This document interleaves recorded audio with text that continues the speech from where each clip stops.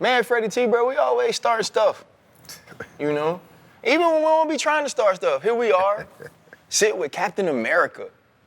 You know what I mean? And Captain America, I mean, if anybody could teach us about masculinity, clearly the dude that is Captain America can do it. And he talked about the way he was raising his sons. I raised my boys to be young men. And however you feel about that, you feel about that. Right. But my boys will always be respectful.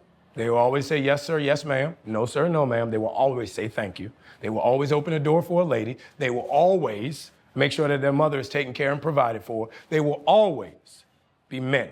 I've seen different things about Anthony Mackie being canceled. Anthony Mackie thinks conservatively. Anthony Mackie this, Anthony Mackie that. What are your thoughts on the backlash he received about something that to me seemed pretty simple to understand? It's the world we live in, first of all, in terms of the backlash. It's social media, it's people being opinionated, and that's fine, right? But when they look at, I think where he was going with masculinity as a term.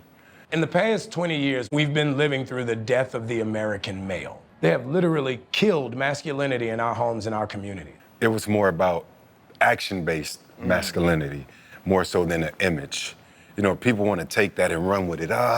Like you can go out there and be whatever you want to be, but that definition has evolved so much. But Mackie was talking more about the action of it, teaching his boys how to be men, how to be protectors, how to be providers, and that's where we are with it. So I know he cares less about what people are saying out there, and for this, RC, man, because I know it touches home to me a lot, we talk about machismo. We talk about being vulnerable, you know, and being a safe space, you know, here on our show. So I even, you know, put some notes in there, man. I talk about masculinity evolving, it's not disappearing. Being a man today isn't just about toughness, but it's about balance, right? Making sure that you understand the word man as in human, that's what we are. But we also have to understand what we do as men. I want to make sure we also include the balance of not only being protectors or providers, but we also have to be human. We have to show people that we are emotional beings, and that's okay. Yeah. Not every man out there is gonna be okay with crying.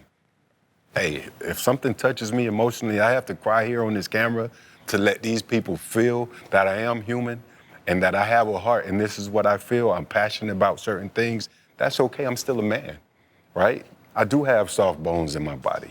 I have a soft, gentle heart as well, but I also know how to flip that switch, and you ain't gonna try me. You ain't gonna get me up.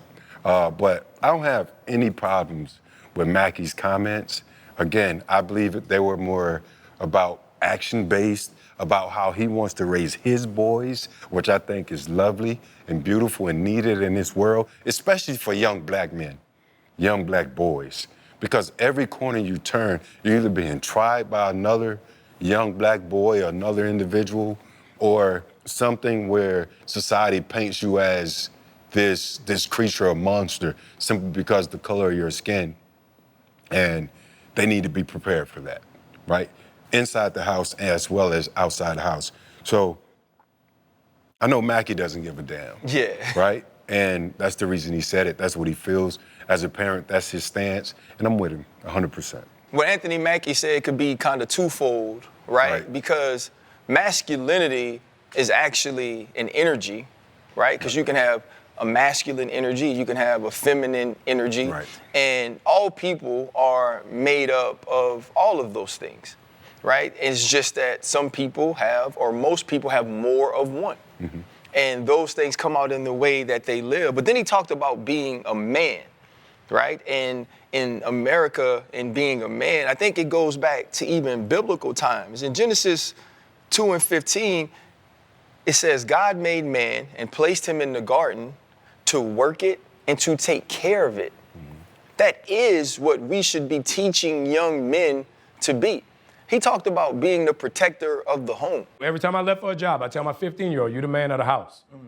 You make sure these doors are locked every night, this alarm is on, you text me or you call me every night before you go to bed and you wake up. Yes, I want Jordan to be the protector of the home. I don't want Jordan, if he hears the alarm and he's married and his kid's in the house, I don't want him to go hide in the closet and he tell his old lady grab a bat and go send his son out to check and see who's coming. Right. I want Jordan to put his kids and his wife away and put himself in between them and danger. That's what a man is supposed to do. Right. I want to teach him that these are the ways that you protect your family. These are the ways that you provide for your family. Now, on the other side of that, I don't want my girls to be dependent on a man to teach them those things, right, or to have to do those things. I want them to be independent enough to understand that, but I also want them to have the ability to know, right, and to be submissive to the right man who understands how to lead, that if he's saying, nah, baby, I got this, I can go take care of this, that they're comfortable with him doing that. Mm-hmm. And so I think there's all of these things that people are attacking him for, and my question is why? My question is why, if he's telling his 15-year-old, when I'm gone, somebody has to be the man of this house. Somebody got to make sure doors are locked. Somebody got to make sure people here are safe. What's wrong with that? Right. And I also want young men to understand being a man and understand the masculinity of being a man, because it also helps you treat women better.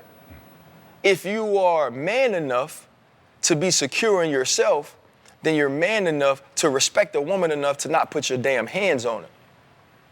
You're man enough to respect a woman enough to know that her thoughts, her dreams, her goals are all valuable. And it's your job that even if your priorities have to take a back seat in order to allow her to reach those goals, that's part of what you got to be.